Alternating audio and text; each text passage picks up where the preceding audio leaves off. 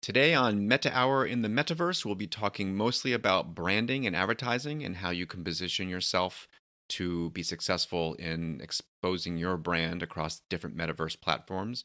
And we'll also be discussing briefly again what the term metaverse means and how it differs from a metaverse platform. And today's Meta Hour cocktail is the Irish Meta Coffee for these cold Meta Hour afternoons. So stick around and join me for another episode of Meta Hour in the Metaverse. Welcome back to another episode of Meta Hour in the Metaverse, a weekly podcast covering news and events surrounding the metaverse, crypto, entertainment, and more. And of course, always ending with a Meta Hour cocktail you can make for your next Meta Hour. It has been another busy week with Metaverse news. I didn't really intend to always cover metaverse news. I thought I would add some crypto and entertainment in there, but every week and every day there seems to be something new popping up to be expected. Some of it's a bit fluffy, some of it's real. But I thought I would cover some of the top news stories of this week, including some that happened just today and yesterday. First up is a little shout out to Bill Gates. He's not exactly driving the force in technology advancement, but he is probably one of the most important people in technology.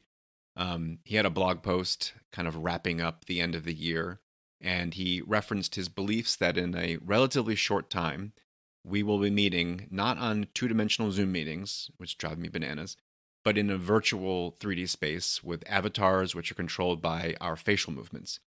I have to admit, as corny as this sounds, I would jump to use an avatar version of me versus having to be on a real life Zoom meeting. Video chat, as we all know, is so mentally tiring, so much so that I don't even turn my camera on for most meetings anymore, especially with outside vendors. And people I do work with, I've just given up. I don't need to see them. They don't need to see me. I'd rather let my eyes have a little bit of a rest. If there was an avatar version of me that could be used, even if it wasn't the best quality, I would totally promote using it. And I'm pretty sure others would jump on the bandwagon to get around some of this Zoom mental fatigue. Next is Universal Music Group has partnered with Genies to develop avatars and digital wearable NFTs for Universal's music artists. So Universal is getting the jump on the metaverse wearables and no doubt licensing dollars, where Genies, who touts themselves as the largest avatar tech company, will design and deploy the NFT wearables for Universal. This means there's going to be a lot of licensing dollars to tie into music artists who can sell basically swag to their consumers through the NFT marketplace. Third on our list today is Facebook, aka Meta, has opened its Horizon Worlds beta program to anyone 18 and older. Previously, Horizon Worlds was a very small invite-only beta program, but now it's opened up to everyone. I think they're trying to quickly get some market share in the metaverse world. Horizon is Facebook's virtual reality avatar builder, where users can create a legless avatar of themselves to explore the VR world through the Oculus headset. I don't really get the legless thing. It's a bit weird. Check out the pics online to see what I mean. I don't understand why they can't have legs. They're just kind of floating around in this world, but perhaps we'll see some legs later. There was a marriage in the metaverse. I don't think there's really much news here, but a couple got married in the Verbella virtual world. Verbella was created to offer solutions to improve collaboration, and I guess that extends to marriages, which are the ultimate collaboration. Metaverse marriages and even video chat marriage ceremonies aren't actually legal yet, but they did it, and kudos to them for getting a news article.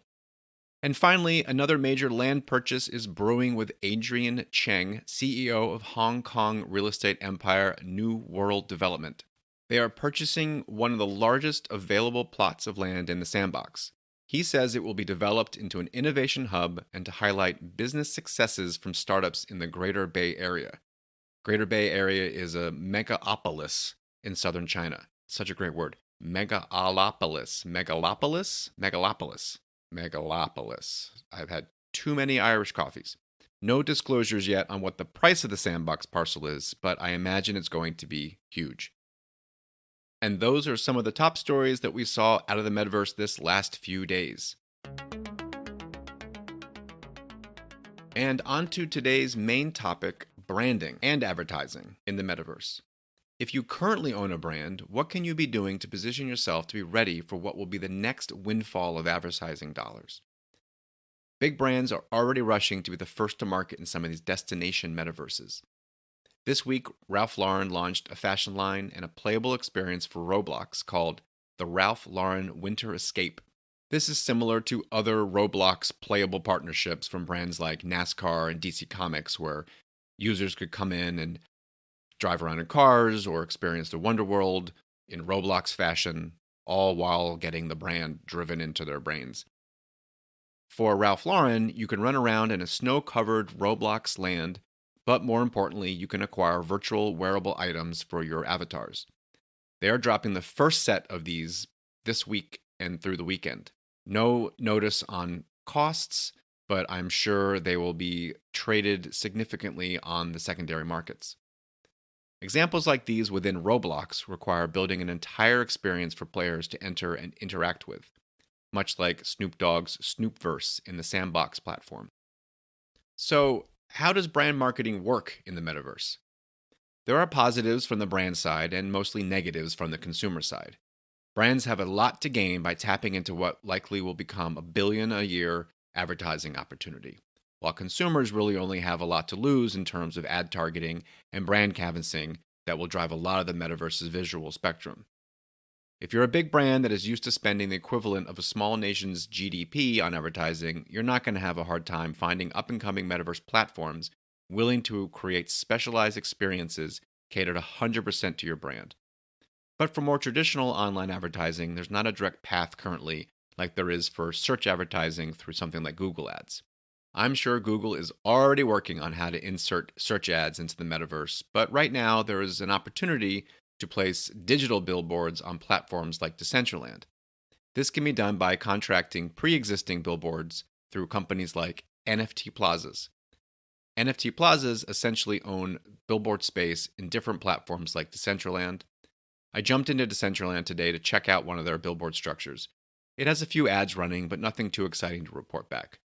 I included a link to a screenshot in the episode notes if you want to see. If you don't want to purchase a pre existing billboard space because there's not a lot of traffic, you can take a more labor intensive process by actually visiting within the Metaverse platform you want to advertise in, finding a good location where there are people running around, contacting the developers of that specific land parcel, and directly requesting to add a billboard type ad to their space. That likely would be not as cost effective as a pre existing billboard, but if you really want to get your brand seen in some eyeballs, that would probably be the best way to do it now. But that would also require a decent understanding of not only their platform, but also the traffic that the parcel you're interested in. And unlike traditional out of home billboard advertising, those agencies typically provide number of views per day on average. Like if the traffic is going down the freeway, they know a certain number of eyeballs are going to be seeing those billboards. You're not likely going to get that data from any one source within the metaverse so early on in the game. The other option that brands like Marriott are trying out is to create a series of NFTs that you hope your customers will not only want to acquire from you, but after acquiring them, they will then display those NFTs somewhere online, preferably within a metaverse space like an NFT gallery. The goal would be to create art that really promotes the brand identity as well that the owner would want to display for others to see. I don't really have a concept of what Marriott could create that would make a consumer want to use it and display it in their metaverse. Perhaps it's a piece of hotel art with the name Marriott on it. I'm really interested to see what they're doing and if anybody is really that interested. Fashion NFTs from brands will be the most desirable to start. Companies like Nike are already creating NFTs that are wearable items for certain metaverse platforms. This then becomes the exact same as real life, where the logo is carried around on your avatar, and your avatar is a representation of your brand association. Beyond traditional sticking a logo on something and getting people to like it, another main way to get your brand out there is using social media influencers. Right now, they mostly promote on Instagram and Facebook, but you can be guaranteed they're going to be entering the metaverse soon. There's already a massive industry of watching live video games on platforms like Twitch. When that expands into the VR or AR world, and those viewers can suddenly be in the same virtual room as their favorite influencer, interacting with branded clothing or artwork, those influencers are going to be able to greatly expand their reach and their sponsored brand's exposure. Influencers are going to be able to create events within the metaverse that the public can attend, not just have to sit behind their computer and watch them one on one play a game. But those viewers will be able to come into the space, be surrounded by the influencer, feel like they're participating, while all of the while being fed a brand message that some big agency has driven to them. Much like how Snoop Dogg is creating parties within his Snoopverse, really just promoting his own brand, social influencers will be doing the same for all the other brands you can possibly imagine. I think the most explosive aspect of branding is going to be tied to the future of AR mapping the real world. With companies like Snap and Apple pursuing greatly improved AR glasses, it's going to open up immense opportunities to connect advertising and the metaverse. Imagine walking down the street with AR glasses. These glasses allow you to see everything in your normal field of vision, but then overlay virtual aspects that are tied to specific geographic coordinates. Everything from the buildings around you to the people you interact with can be a canvas for digital advertising and branding. Yes, you're probably saying to yourself, that sounds horrible. Why would I want to walk through a virtual Times Square everywhere I go? And for the most part, I'd agree. Nobody wants a barrage of advertising everywhere they exist. But what we'll see is a normalizing of the ad experience because, unlike now, when out of home advertising has no true metric to know if someone saw their billboard, AR advertisers will know if the ad was seen and exactly how many people saw it and for how long they looked at it, because we have to assume the AR glass companies will be able to measure eye movements. On top of that, a user will be able to interact with the ad directly, adding even more data to whether the ad space, or the frequency of the advertising works. All of this will drive the ad agencies and brand campaigns to be more effective through the data's use, as opposed to a cash grab of space. Of course, if you attend something like a sports event, I would imagine the visual overload of brand campaigns is going to be very high, because the venue holders know you are a captive audience and they can just drive that brand message to you and advertising to you, and you're unlikely to leave. AR and VR advertising is still a long ways off.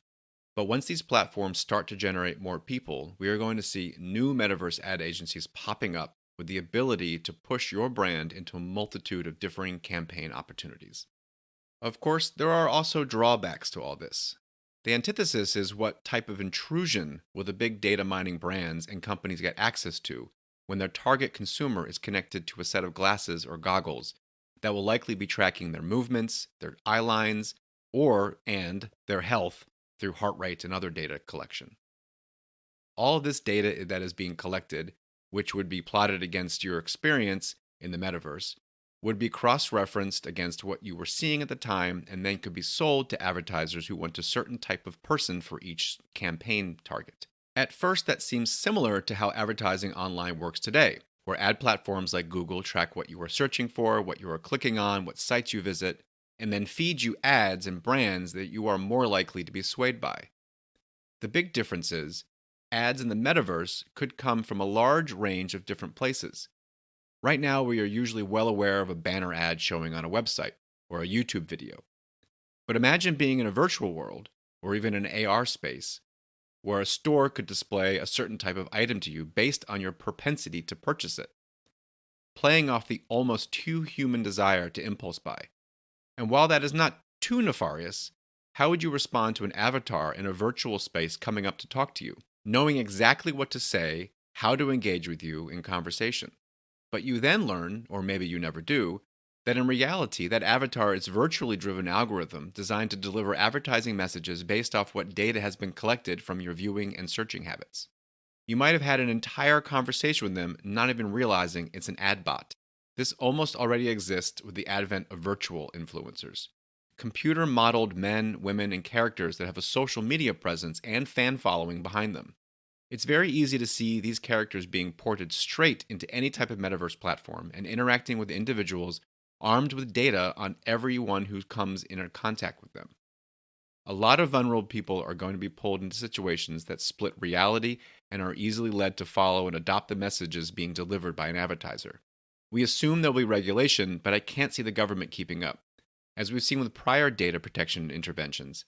And Facebook has already been through this a few times and likely, as if anything, learned how to avoid it. But all these more nefarious implications of metaverse branding are far down the road, but they are 100% coming and likely already being worked on by the larger companies such as Facebook, Google, and Apple. The concept of the metaverse as a term seems to shift between what news article you're reading, what podcast you're listening to, what YouTube video you're watching. No one seems to be totally connected on what metaverse means entirely. I think it's worthwhile discussing again what the whole concept is. I had a listener write in that they were unclear if the metaverse was one thing or lots of things. Well, right now, it's truly a term that is being defined and redefined every day. Probably only a small percentage of people have ever even heard the term metaverse before, and it was only Facebook's name change that brought it to the masses. And any investment firm or business development company would know that if Facebook is making a move towards something new, they better at least get on the bandwagon, whether or not they knew what it was. The metaverse isn't one specific tangible thing. It's more like the term the internet. Meta, Facebook, or Roblox, or Decentraland, or the Sandbox, they're not the metaverse. They are metaverse platforms that in a way tie into the larger overarching metaverse. The metaverse is the entire encompassing collection of how we will navigate a world in a far more immersive manner, be it through glasses, through goggles. If anyone wants to be the metaverse, it will look very much like how the World Wide Web was started and envisioned as an open platform where anyone can build using a standard set of protocols and coding languages. So the user can navigate between shared instances seamlessly without having to swap hardware or software. Imagine going on a road trip and going to Disneyland and Universal Studios. The physical land that encompasses both Disneyland and Universal Studios, plus the land in between those two places, is what the metaverse is. Disneyland isn't really a metaverse, it's a destination in the metaverse. Think about the relationship of universe and metaverse. We understand this concept of the universe, all of space, planets, galaxies, everything. The metaverse is the same thing, the collection of all the destinations like the Sandbox, Decentraland, and so forth. What people are not yet seeing is how all these destinations get connected and how a user can navigate between them, which is a concept of a decentralized metaverse, one where someone is going to create a network and browsing tool like a web browser, and the interface allows access to an interconnected system of metaverse destinations. That will likely lead to something like Decentraland to end up like AOL, entirely cut off from the internet and slowly left to dwindle and die. This was a very dense episode of Meta Hour in the Metaverse, and I think this is the perfect time to have a cup of coffee. And what better kind of coffee to have than an Irish Meta coffee? I love Irish coffees. There's just something nice about a strong cup of coffee and a little bit of whiskey kick. Personally, I don't drink strong coffee on its own normally. I've moved very much to a light roasted, the third wave coffees, fruity. I can't do the French roast anymore. But for the Irish coffee, a strong comfort flavored coffee works best. I've found that the secret ingredient is a brandy infused whipped cream that I put on top. This actually came from an idea of I was making an English dessert. I can't even remember what it is off the top of my head, but I infused brandy into the whipped cream and laid that on top. It might have been a trifle, possibly trifle, but that's sherry. Anyway, the brandy whipped cream really makes a nice addition. But let's just get straight to it. You're going to want to start with 4 ounces of pretty decently strong black coffee. I found that making it in a French press, if you have an individual French press, even better, you get a really good full flavor. Don't use Starbucks beans, please. Don't use coffee beans. Go find an individual roaster that makes a comfort blend. You're going to want to start with 4 ounces of black coffee. Then you're going to need 2 ounces of Jameson, 1 tablespoon brown sugar, whipping cream, some brandy, and that's it. To start with, you're going to want to dissolve your brown sugar into the Jameson. Add that tablespoon in, get a small whisk, and whisk it up until that sugar is completely dissolved. It will add a really nice sweetness to this coffee. Then you're going to make your whipped cream. Serve out as much whipped cream as you're going to need for the number of people. Start whipping it and add in, to taste, a small amount of brandy. Don't add too much, otherwise your whipped cream will just be too wet. And you honestly want the whipped cream a little bit wetter because you want to pour it on top of the coffee. You don't want that thick, sundae consistency whipped cream. Warm up a mug, or preferably one of those glass-handled Irish coffee mugs with some hot water. Dump that out. Add your coffee in. Pour in your fully dissolved brown sugar Jameson. And then float on top that nice big thick layer of whipped cream. If you want, you can dust a little cocoa or a little cinnamon on top for special effects. And there you have it, the Irish Meta coffee. This is a really simple one. I recommend Jameson just because it's probably the most well-known Irish whiskey. You can choose whatever whiskey you like. Bourbon could work too, but I prefer to save the bourbon for the hot toddy, which we'll have on our show later.